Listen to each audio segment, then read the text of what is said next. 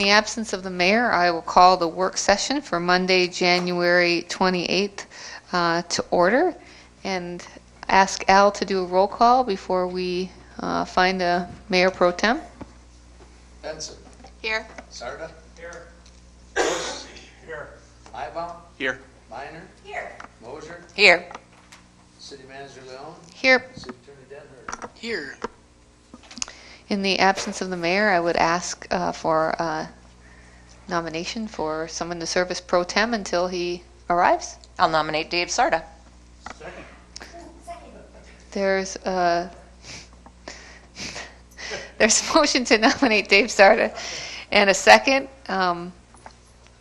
Hearing no other nominations, I'll ask all those in favor signify by saying aye. Aye. All those opposed, same side. Okay. Mayor Sarda, let me give you the gavel. All right, thank you. We will turn the meeting over to City Manager Leon, correct? That's right.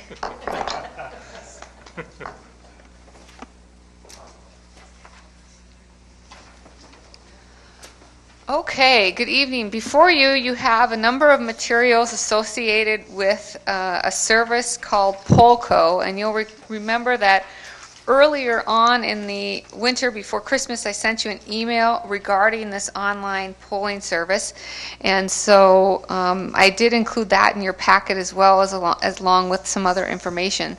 What we're going to do this evening is visit a little bit about the polling service, and then also at 6:30 we're going to call Matt Fulton. He is the vendor representing Polco, and he's going to join us.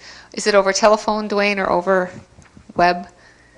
Okay, over both. So he'll be with us, and we can ask him questions regarding the service. So what Polco is a citizen engagement tool that will conduct surveys or give you performance metrics based on questions that you ask the public. And the way we understand that Polco works is if the city had a license, folks could sign up for Polco. They give their basic information, their name, address, some basic demographic information, and you'll see in another part of your packet that Polco not only gives you an answer, so it doesn't tell you how many people just said yes or no to a question, but it will also aggregate data based on if you're a registered voter or a non-registered voter, maybe your age demographic, those types of things.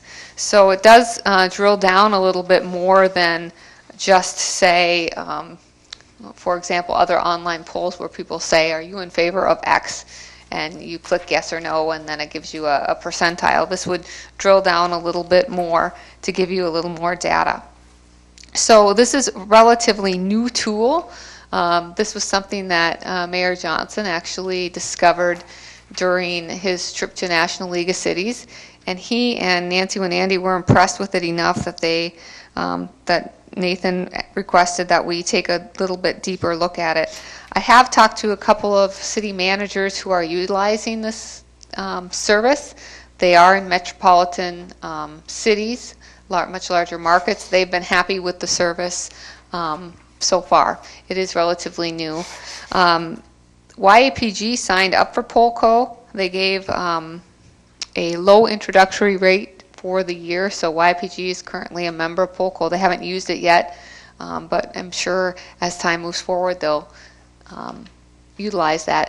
And this year they've allowed the city to be incorporated under that license. And I told Nancy, look, I'm not comfortable signing up for it from our standpoint until I talk to the full commission. But if YAPG wants to pay for it and they're willing to incorporate us underneath that license, okay, maybe the commission will want to try it. So what I really want to do this evening is get a little familiarization with this service and visit with you all about it, and then determine whether or not that's something you'd want to use going forward. This year, we could certainly test the waters by trying it out. My thought was maybe we try it with something like the West Side Park plan, being able to ask folks that maybe can't come to the meeting or don't want to come to a full meeting, hey, here's some options, or what do you want to see more of in the park? And they could choose, we want to see more play structures, or we want to see more walking trails, or we want to see more picnic tables, those types of things. It might also be something that we're able to use with the design process of the aquatics facility, asking folks general questions about that. So I think those are the benefits. Of course, knowing more about the people that answer the questions allows people to engage more. In looking at this from a staff basis, we want to get your thoughts and comments and understand what types of things you're trying to learn more from citizens. We do have the citywide survey, which has been successful. We've been going to that every other year, so this would be an off year for that. We did put it online this year, and we had a real low response online. Now, whether that was because that was something new, or it's just folks that didn't realize it, I don't know. But our online response to the citywide survey was pretty low. We do have a great response rate when we're actually physically mailing them out.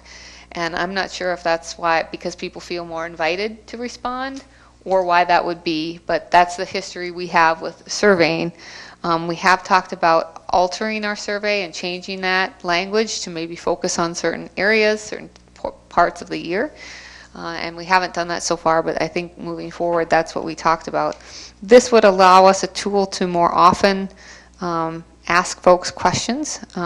In talking with IT, they reminded me that, in fact, our website, the package we bought with our website does, in fact, have that polling service. That's how we were able to put the citywide survey on the website. So we could poll folks about different things on our website currently. We do have that capability. I would like a cronut.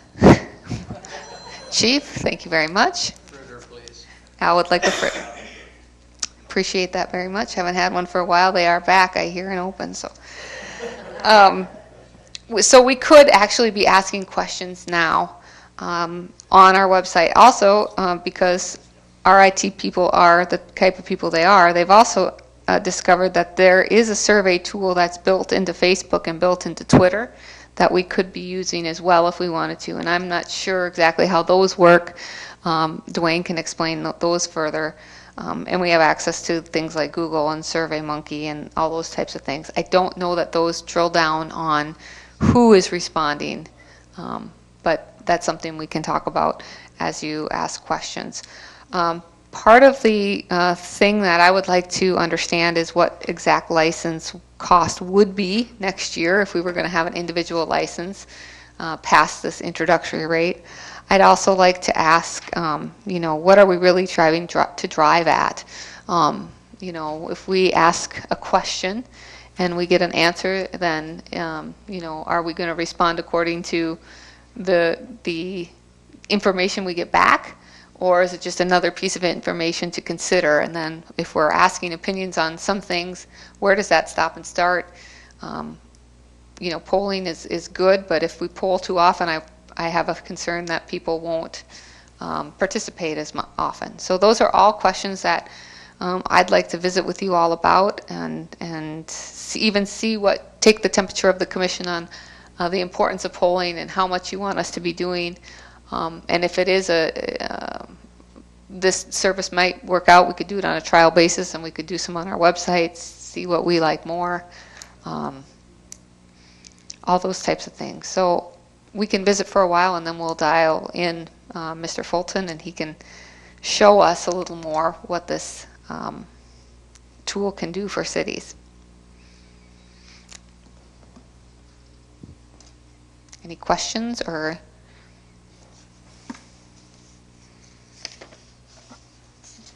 Have we had a real need to be polling people? In other words, other than our survey, which I'm surprised to hear you say the response through the internet wasn't as good as physically mailing them, but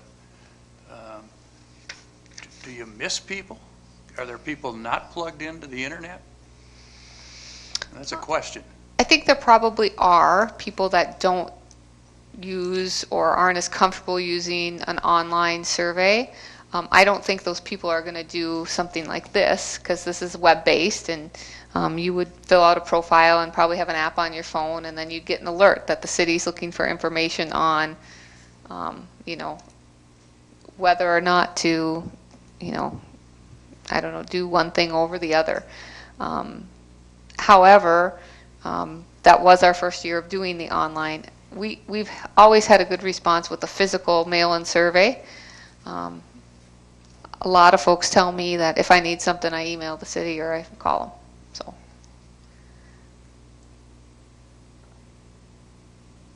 Amy, how would people know, like the online survey, that they need to respond? How did we let them know? It was a random when we mail it?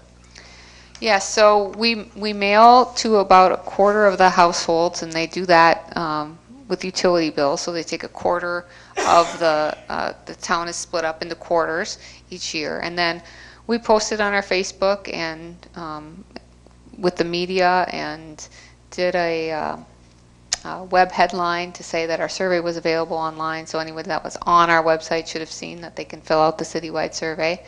I'm thinking that we'll gain more traction as time goes on.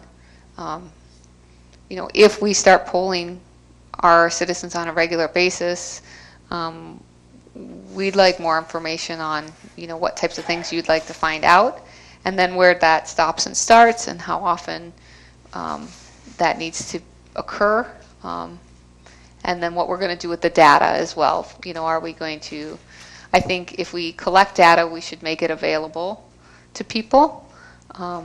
And that's something to talk about too, because you may not, sometimes the people that respond are not the people that are okay with doing something. They're the people that are not okay with doing something. And that's good. That's good feedback for you. But, to make sure that, I think, to be transparent, a survey tool is beneficial, probably only if we're willing to share what we learn.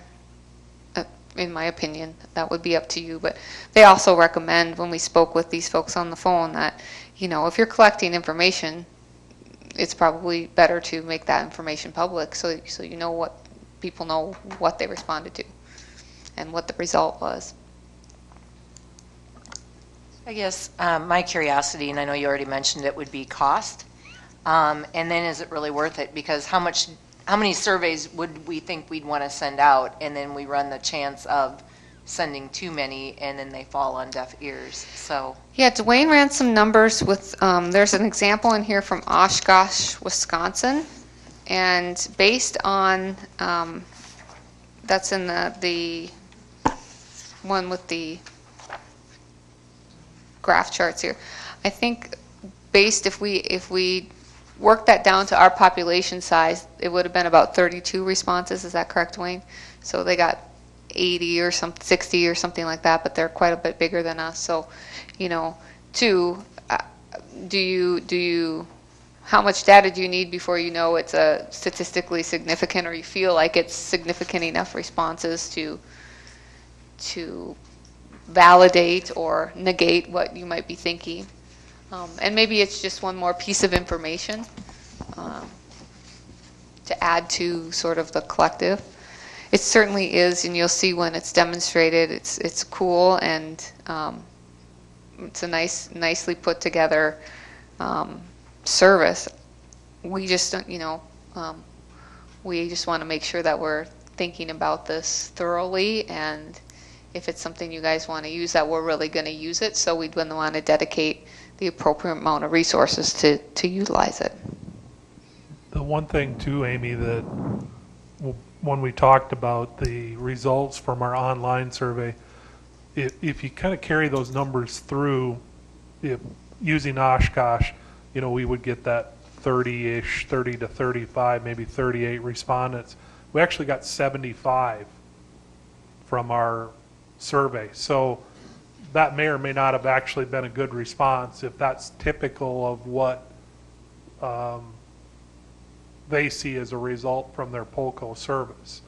So we actually got 75. So that's more than double what they got as a response. That works out to about 0.5% of our population base.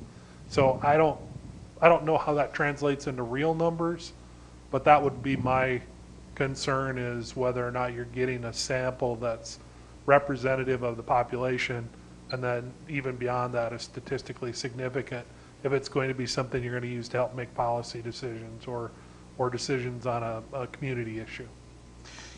Does anybody know off the top of their head how many folks registered to vote inside city limits did so in the last general election? Oh, I think, I want to say, I asked you that number, Al, and it was, I'm sorry, what was the question? The last general election, how many citizens voted? In the opt-out, The general election. the general election was, I want to say it was like 1,400. 1,400 citizens? Yep. Yes. 8,400 approximately registered. and I think in the special it was something like 4,000. Yeah. 400, something like that. We're close to 50%. But, and I can look those numbers up and shoot them to you, by the way, so. Getting 75 is nothing. I mean, how could Well, you, it's how could you call that taking a temperature even? Well, it's statistically significant. I mean, if you look at the polls, plus or minus 2, 3%, 4%, I mean, there's something to be said for 75, actually.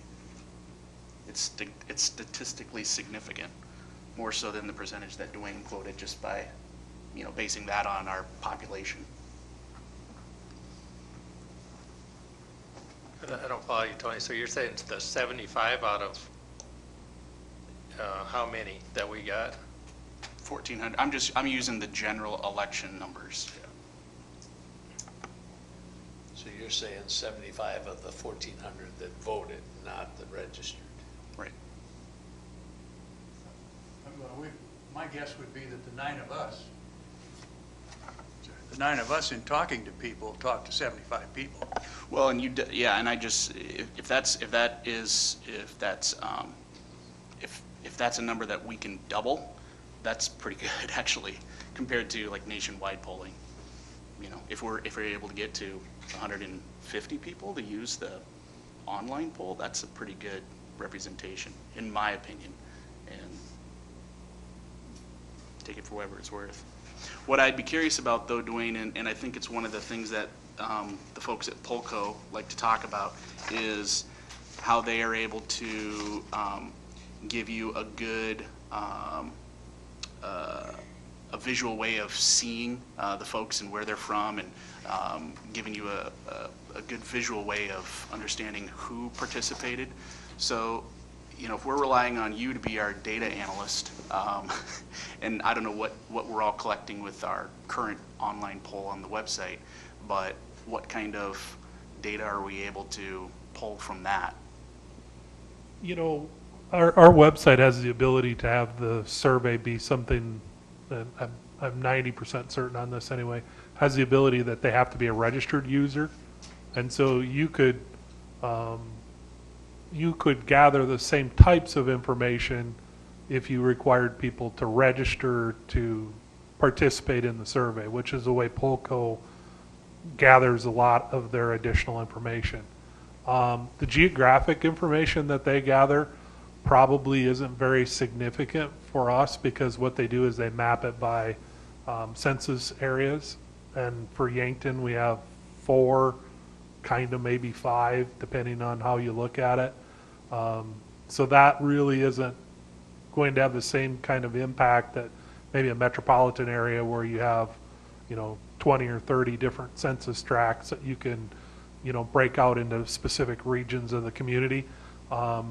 We would be able to do that same type of mapping if we had addresses for the respondents, and it's a matter of how much information people are willing to share.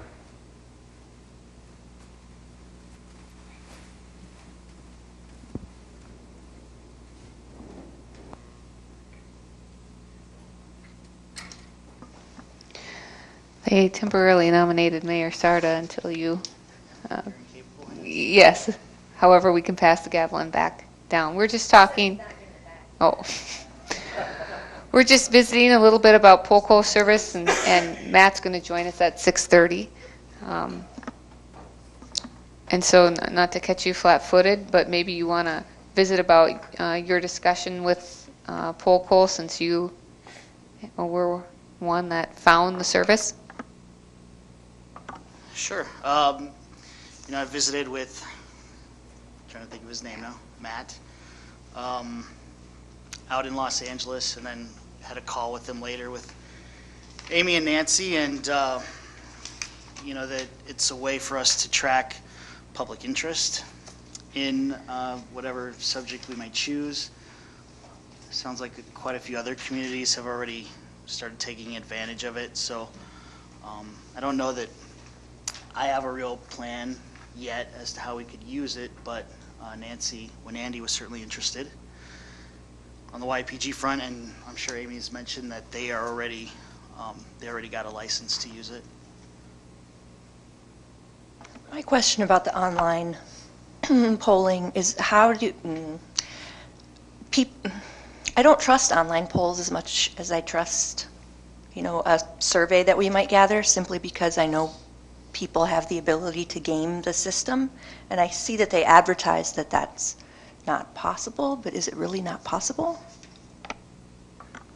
Well, I'm sure it's possible. The thing they do to protect against that is when you sign up, they check your information against the voter database, so they know where you live, and therefore if we have a bunch of people voting from outside of our city limits, then we can do with that data as we will, yeah. So it would allow them to fill out the poll, no matter where they live or where they're registered. We could just sort the results based off that? That's my understanding. Right, I think they do have to be registered in order to sign up. Yeah, I think that is the case. So the example from Oshkosh, you have a percentage of registered voters and non-registered voters, so it tells you whether or not those that responded are registered or not, and then they have all respondents, those that lived in city limits, those that lived outside or subscribers to the city of Oshkosh, I presume, and then registered from anywhere else. So, I suppose in our case, like folks in the county or out at the lake may be registered voters, and they may respond to a question.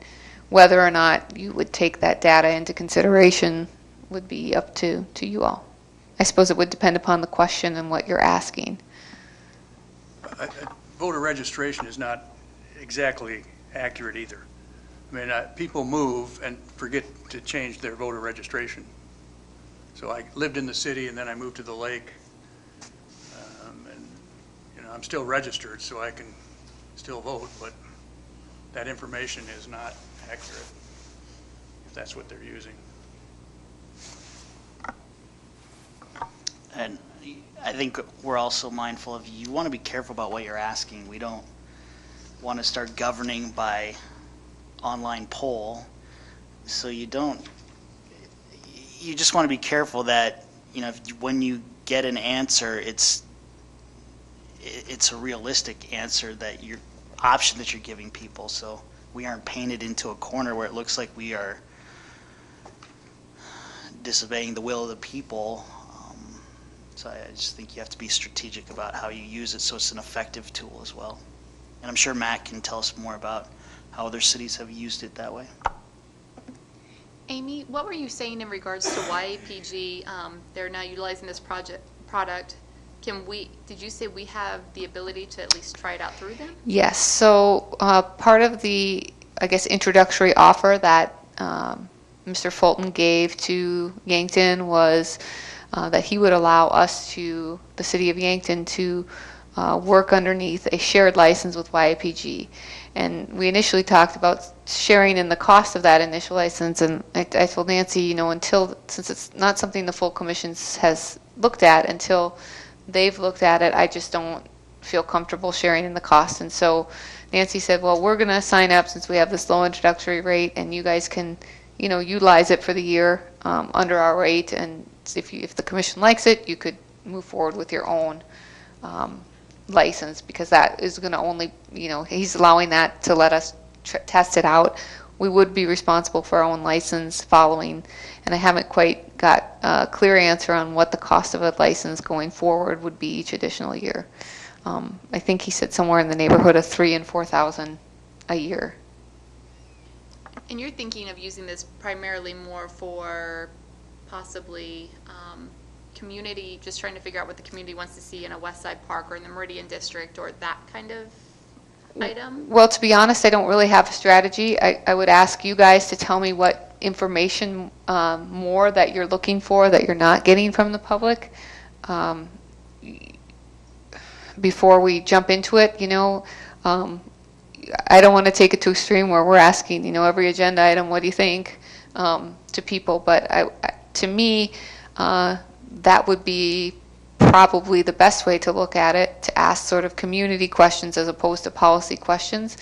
One of the things that I think is that most of the public don't have the same amount of access to or background with all the information you guys have on a given topic. So if asked a question, they may not have all the different information that you have, either because they haven't looked at it, or it's just information you've acquired over time. So it would be more difficult for them to make an informed decision. So to me, the value here is maybe more of things for people to have an opinion on, not for people to say, should the commission do X or Z. But that's my opinion. It would be how you guys want to use this tool.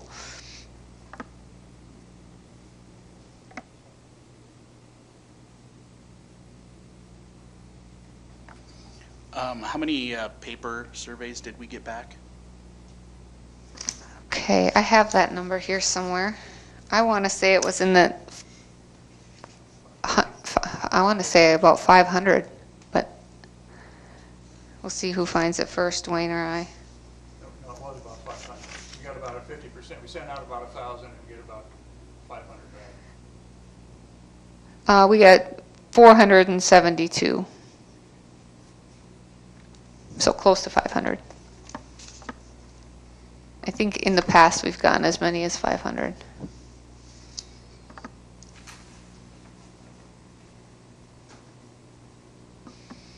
Well, Dwayne, do you want to queue up Mr. Fulton? And I think we'll have to turn around to see him on the screen, and I will turn the lights down here.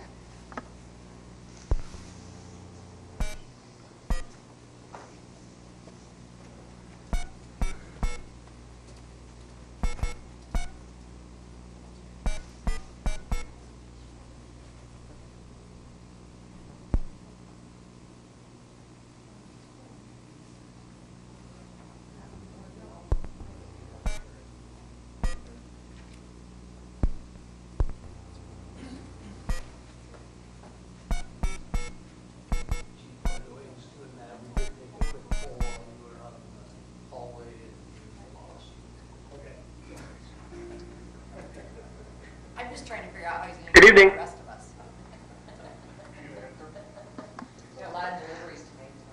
Hi, Matt. Hello, good evening. Hi, Matt. This is Amy. Can you hear me okay? I can barely hear you. I can barely hear you. Can you hear me now? Yeah, that's a lot better. Thank you. Okay. I have you on, I don't know if it's speakerphone, speaker something, with the City Commission. Mayor Johnson is here. And I don't know if you're watching us live, but we're probably live streaming. However, we've talked a little bit about Polco here as a group, and we'd like you to give us a little overview, if you will. No, I'd be happy to. Good evening, everyone. Mayor Johnson, nice to have you on the other side of the line. I appreciate Amy giving me the chance to just provide you a little bit of an overview. I don't know if Amy has given you any of my background. I'm actually in the Twin Cities, and I've been a city manager my whole career, over 30 years of being a city manager. I moved over to join the Polco team at the beginning of this last year. When I saw the tool, I really recognized it as being something that communities would really benefit from, and that engagement is such an important role in what we're doing. That it's made logical sense for me to join that team, and I'm now serving as their national engagement director. So I really enjoyed having the opportunity to meet Mayor Johnson and Nancy from the Yankton Area Progressive Group, and I'm looking forward to just giving you a little bit of an overview. I'm going to actually share my screen with you. So Amy, if you could help follow the prompts.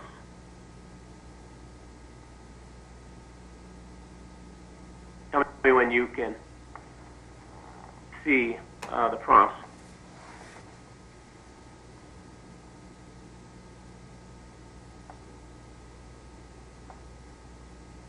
You should be able to see Oshkosh. Yep, we're in. Okay, good, good. Well, I'll give you a quick overview about POCO. You know, the POCO is designed for local government, and it's really intended to be a convenient way to get to folks. I really honestly think that it makes it very easy to get to those folks who either don't have the time or the interest to come to a public meeting, but they have interest in what's going on in the community. And because it's structured in a way that makes it very simple, it just makes it very a broader set of your community, particularly because you have the ability to break it down into neighborhoods and really see how different sections of your community feel on any particular topic. And the way it works is pretty simple. You essentially think about what you want to ask the community, you put it into a question, and you push it out on all your communication channels. So it'd be easy. It's easier to embed it in your website or a Facebook page or a Twitter feed. There, you probably want to tell the community that you're collecting input on this particular topic or this particular project, and here's where you go to do it. And when people get that link or that notice, they'll click on the link, and it will take you to a dashboard that looks like this. Now, this is what the dashboard looks like if you're on your laptop or your computer. POCO also has a mobile app, and honestly, I think that the mobile app is probably going to become more and more relevant to people moving forward. I think there's more people that have a smartphone than actually have internet at home. And so I think the mobile app, and you're welcome to download the POCO mobile app and search for the city of Oshkosh, and you'll be able to see how it looks. But you push out the question, people will come to the dashboard, and it'll introduce the community. You'll see these questions that are being presented by the community, and you can go in and respond. I'll actually just click on this one that's talking about the updated rental inspections program. The key thing with whenever you go out and try to get sentiment from your community is you want to make sure you're also providing them information about whatever the issue is. And so there's an opportunity for you to include any background information that you think is relevant and helpful for people to become more knowledgeable. You have the opportunity, and I'll share another example. You have an opportunity to put in pictures and video feeds, Facebook Live if you want. It's a very easy way to provide a whole variety of different methods and formats of information. When a person first responds or sees the question, they will one question, then they'll see the top level results that you see on your screen. So in this particular question, it's about rental inspections, and you can see that 63% prefer a complaint-based system, and 52% would be more of a proactive approach. That's what the general consumer will see. If you were the administrator, and this is the information that you would get as a council or as a commission, well, let me back up. You can also add comments. You can respond to a question and you can comment on that particular question. And the way that the comment structure is set is that we allow people to respond one time. What we really think is important for people to really focus on the issue that they're responding to and not get into an argument with someone who may not agree with their opinion like you see all the time on Facebook. It just makes for a really structured and civil conversation. And for the thousands of comments that we have received from the cities that we're involved with, I think we've only had to pull down 2 or 3 comments on the basis of language. But we're able to do that if you run into that kind of situation. We just haven't found that to be a problem. The real power of POCO, though, comes in when you see the analytics. We have access to the voter registration. To do is when somebody responds to a question, they'll be asked for their name and their zip code. And then we take that information and we actually tie it to the voter registration roll in order to verify that you're a resident. And we're able to verify generally about 70%, 80% of the people that respond to a question. Anybody can respond to a question, but if they're not a registered voter, then they will come in as a general user and be just on that top level findings to the top level results. The registered voter part, though, is the second section down. So there are 150 people that responded to this question, actually verified as registered voters. And what's beneficial about that is that then you can actually take a look at where they're located. And we pull in other publicly available data. We don't take private databases, but publicly available data that we can tie to the voter registration roll to get these specific demographic characteristics. And we have about 60 to 70 different analytics that you can use. These are generally the breakdown or the default demographic characteristics that communities generally use. One of the really nice things about POLCO is we actually break it down by census tract, and we can map out sentiment. Now, because there are census tracts that actually go to the center line of the link here. But essentially, that represents the different sentiments that communities, that community is feeling on this particular topic. And so, if you think about it from the standpoint of getting a sense of what a neighborhood feels like around a particular topic, because it's real time, it could be a question of you had a big snowstorm. You know, we're going through this snowstorm right now. You could be asking the question next week, okay, so how did we do plowing snow last week? And you could get down to the neighborhood, how you did from a performance delivery standpoint. In fact, I have a question. I do. Here's one. Here's a question that was in Oshkosh, which actually asked about the snow and ice removals success. And when you break down the map, you can actually see how the different neighborhoods feel about snow plowing. Now, the purple area is the area that is very dissatisfied. So as a city manager, what I would do is I would actually say, okay, I'd get my public works director and I'd say, go out and figure out why that neighborhood is not happy with the ice removal that we had. So being able to see the different neighborhoods really allows you the opportunity to be much more informed in making decisions and knowing how different neighborhoods feel on a particular topic. You know, POLCO is just one form of your overall engagement, but it gives you a much better opportunity to be more knowledgeable yourself on where people are on various topics. It doesn't take away from the importance of doing other things that are relevant for engagement. You know, face-to-face meetings, neighborhood meetings, the public hearings that you already hold. Those are still important. POLCO questions really just allow you to get more information from a deeper amount of your community. Does that all make sense? Yes.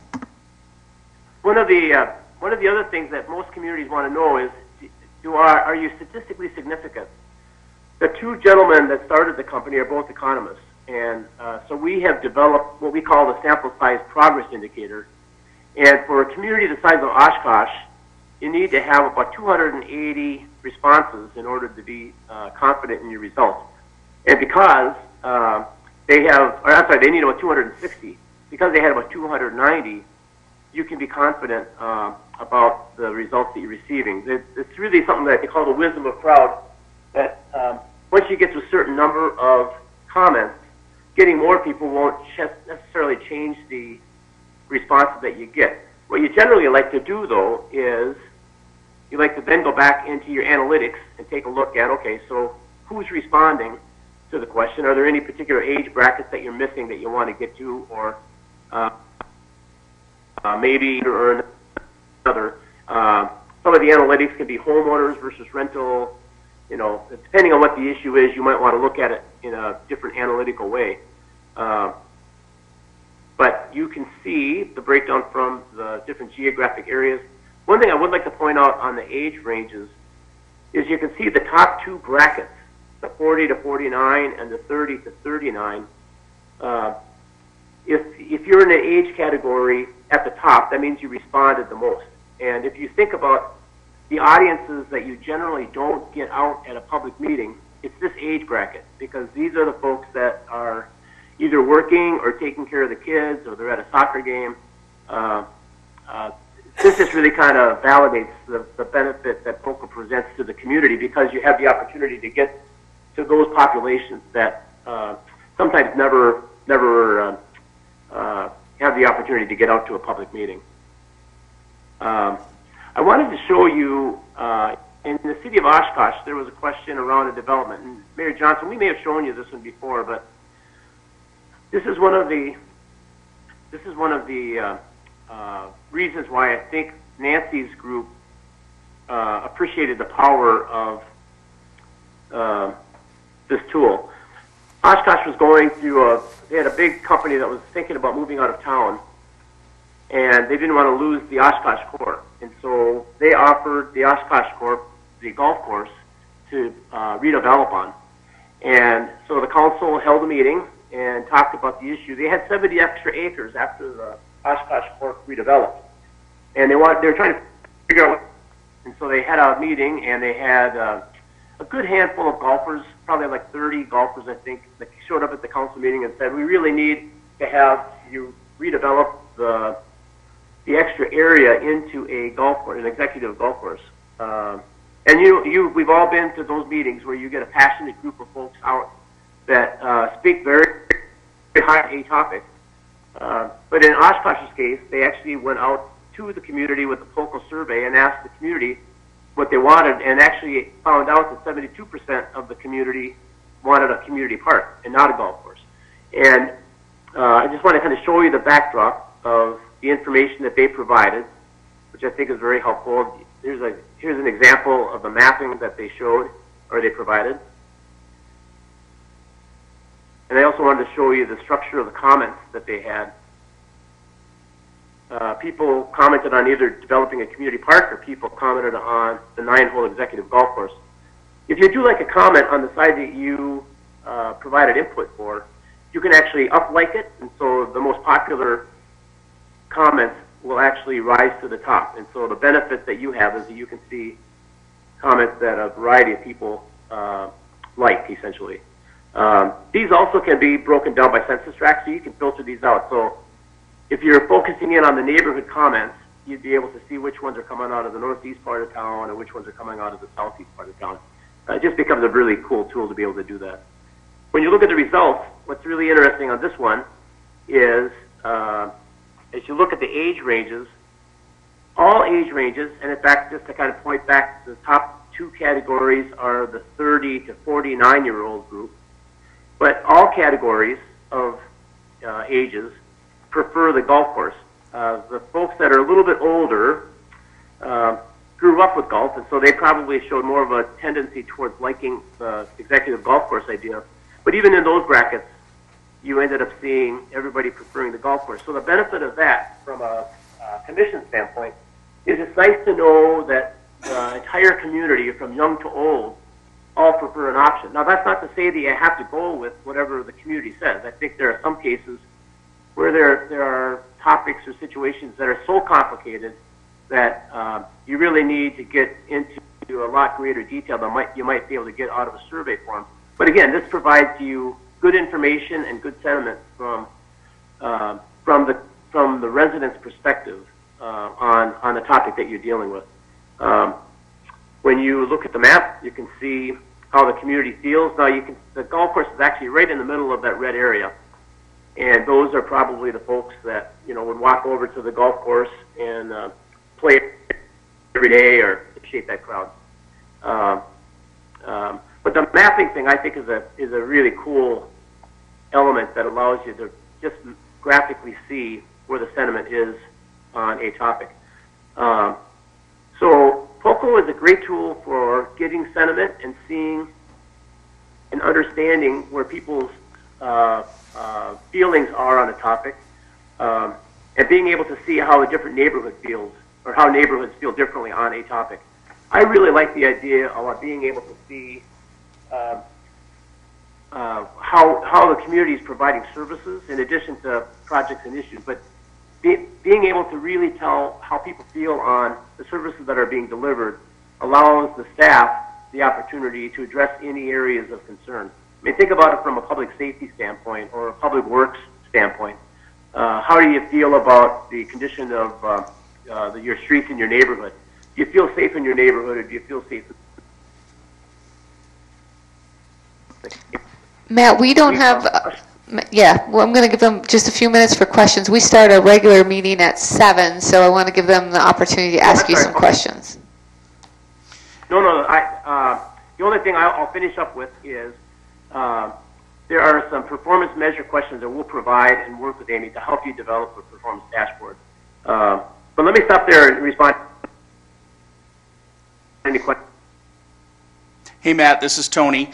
You had mentioned earlier that there is a target number for a community like Oshkosh that would then represent a statistically significant turnout.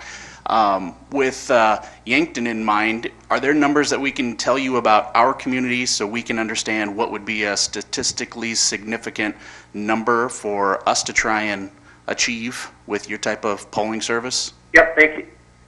Yep, thank you, Tony. When we get you on board, we'll provide that information to you so you'll know exactly how many people or how many responses you need to be statistically significant. Can you give us a general idea of how we'd arrive at a number? You know, I would look to the guys that developed the company to give you what that exact number is. I don't know what that number is right offhand. They'll be more than happy to get it to Amy in the morning. So Oshkosh has a population of 66,000, but what was that number again for Sure. Oshkosh? It's about 260.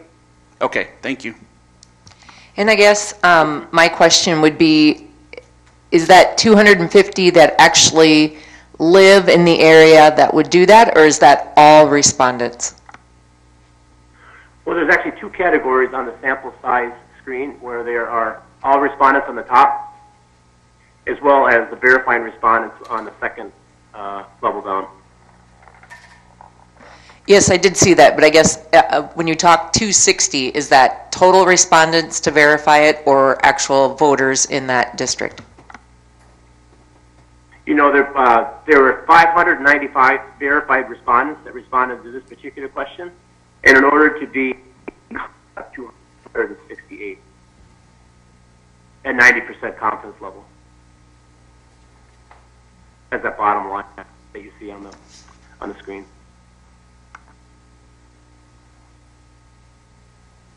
So those would be verified respondents who are registered voters in the community.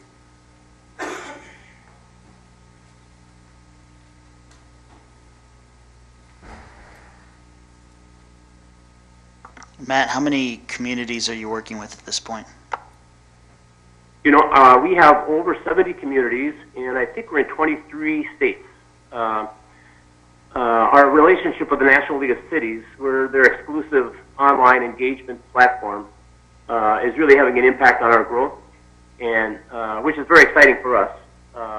We're growing pretty fast, and the nice thing about especially using the performance benchmark questions that we have developed, is we're also able to look at aggregate data so that we would be able to compare Yankton to another community who's asking the same question.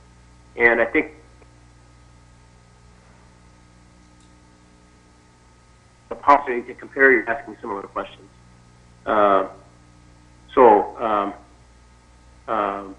We're growing fast, but I'm really excited about this Yankton example because Nancy's group has already got their license in place, and the idea is that we would include the city. Nancy's area of verification is much broader. In fact, she includes all of the township area in the county as well, where we benefit from the city information, and then hopefully we'll be able to have the school district join us as well at no additional expense, so that we can then layer on top of each other various issues that impact the different jurisdictions. This is the first kind of unique hybrid of this type, but we're really excited about working with you to do this. Matt, I have another question. How often does your company update the voter database? It's done by a company that contracts with this L2, and I believe the update is quarterly, so that as people move in and out, we're able to make sure we've got updated data. I had forgotten that you were endorsed by the National League of Cities, Matt, so thanks for bringing that up. That's how you first came to my attention, is the National League of Cities pushed out some information about Polko. That's right. Yeah, and they fully vetted us, which I think speak highly to the tool and the credibility and the power of the tool. So as I look at a tool like this, I think we talk a lot about how citizen expectations have evolved, and I think this is an area where citizens really expect cities to become more sophisticated in how they gauge public opinion and allow and encourage public engagement. And so I think this tool is pretty powerful and will give us a lot of data. It's just a question of utilizing it in a way that is effective for us. You know, Mayor and Commission members, I've always lived in the city I've managed, and I've always been an active member of the community, just on a personal side. And I have always been impressed by how many people are interested in things going on in the community and are more than happy to provide their opinion. But the schedules just don't align well for them to give their opinion. And going forward, I don't see more people going to meetings. And the thing that I liked about this tool when I first saw it is I really do think it represents where communities are going to go and moving forward. And the point that you brought up, Mayor, is it makes it easy for folks to become engaged. And it also, I think, really brands the city very well that you're demonstrating and wanting to get people to and the responsibilities that you have in moving the community forward. It's just a very easy and convenient tool to use. I think a lot of us are already in this trap where we're trying to gauge public opinion by what we see on Facebook, even though we know it's not an accurate representation. So I think it would be helpful to have a tool that is more representative of reality rather than other social media venues. Mm-hmm. And remember, the brand that Yankton brings to the table, I think, is strong. Every Thursday morning, if you have a question that's outstanding, we actually send it out at your mobile. People will, if you have a question open, people will pick it up on their cell phone and be able to respond at their convenience. I think it just really that trading community. Cutting out on us, Matt. Oh, I'm sorry. So I was just saying it just brands the community very, very well. It helps you become more resilient, I think.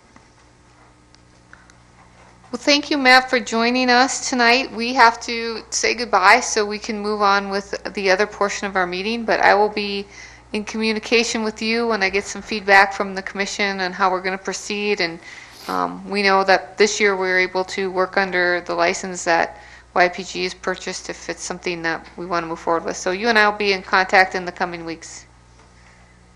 That's great, Amy. Thank you. And thank you all for allowing me the chance tonight. thank you for your time, Matt. Yep. Thank you. All right, is there any further commission discussion on this item? I do real quick, I just look at why we would do this. Would we reach another group that we're not reaching now? And if we have an opportunity to jump under an existing license in Yankton, I think that'd be a good idea. But I'd kind of like to see what some of the ideas are, what questions we'd ask, and maybe that someone could put a list together of that, whether it be Amy putting a list together of questions that we would like to know answers on. That'd be kind of interesting to see that part. Sure. All the stuff we have coming up this year, so just.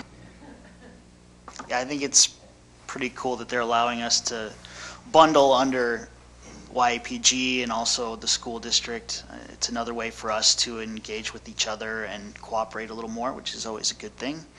And then it allows us to see if this tool is right for us. I agree. I guess I would want us to kind of think about if we're going to try it or give it a trial run, that we calculate what that is and really make sure that it's useful so that we can decide if it's really worth moving forward or not. Not just to throw something out there as far as just a random question to see how it's responded to. I think it needs to have meaning.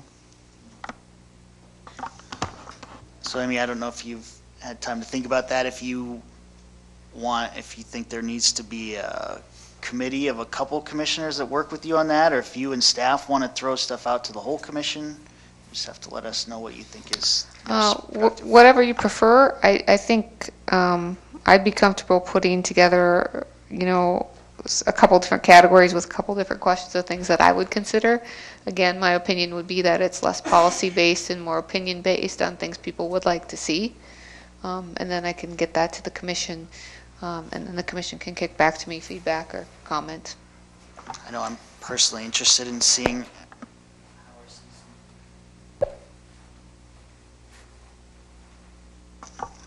how our citizens feel on some quality of life aspects, happiness here, what things do they think we are missing or need to improve.